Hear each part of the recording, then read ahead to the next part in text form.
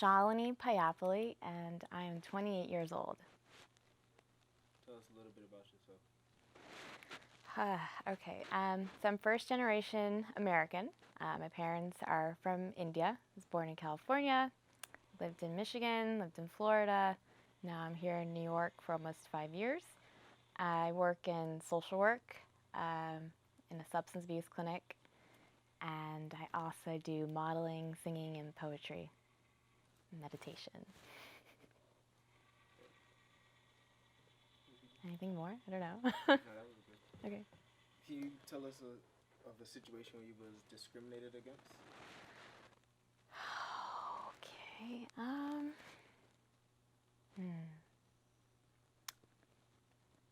I think there was moments actually as a model where I've gone to like casting calls for fashion shows and stuff, and I just noticed that a lot of the women that tend to get picked for certain shows are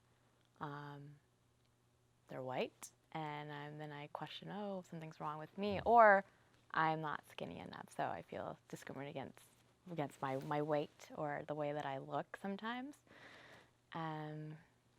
What other times?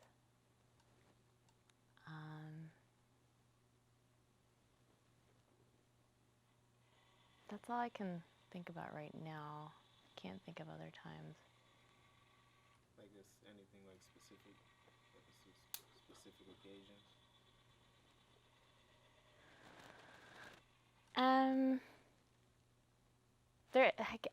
There's one moment I remember, which just happens, I guess, here and there sometimes.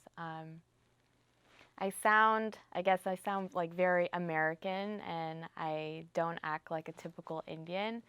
So there have been times where I would meet someone for the first time, and they'll, like, this one girl told me, "Oh, I don't think that you're a minority. You're just like me." And she's white, she's Caucasian, and and her saying that was her way of saying, like, oh, I approve you, like, you should feel good that I don't think of you as a minority. You're not like black, or you're not like, and that, I think of you as a white person. So that just blew my mind. I'm like, well, do you see my color? Like, I know I talk the way I do, but that doesn't mean that you can just say that I'm not a minority. I'm proud to be a minority. I am Indian, and I'm grateful for, where my parents came from. So I own being a minority. I own being an Indian American. So there's that moment. There are times when I have a phone screening sometimes, and after a few questions on the phone, I've been asked my name, and I'll say, my name is Shalyni. Like, oh, where's that from?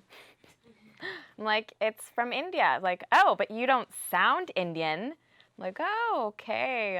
What does Indian sound like? Like, am I supposed to have an accent? Like, this little remarks like that just irk me, and then it just like boils up some heat and just,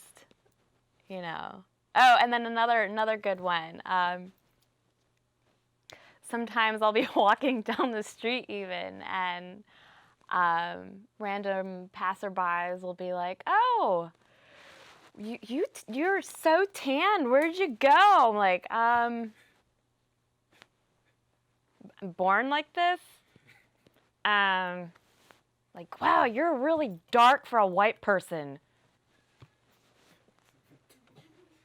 Yeah.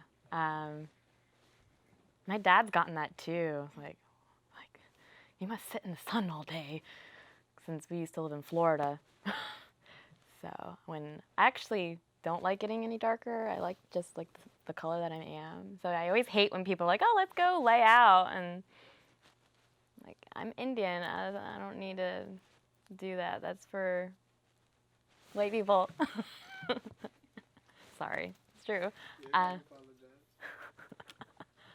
I don't know, what else? So, how do you overcome discrimination? Like, what do you do to combat it? Well, whenever I hear just little remarks like what I've said, or even if it's about other cultures or just other different people, I always speak up. I don't just like stay quiet. I don't think it's okay when people are just say things and they say, "Oh, it was a joke." I'm like, "No, that's not funny. How would you like it if someone was making fun of you or was making fun of your culture, or your race, or whatever?" And kind of turn it around on them. No, I always try to speak up for my own culture, for other people, whenever I can. I mean, I don't go like campaigning or do any political work, but do what I can in my own little world. I'm good. That's it? Yeah. Okay. Sorry, I just like kept talking. I don't know. Nah, you're good.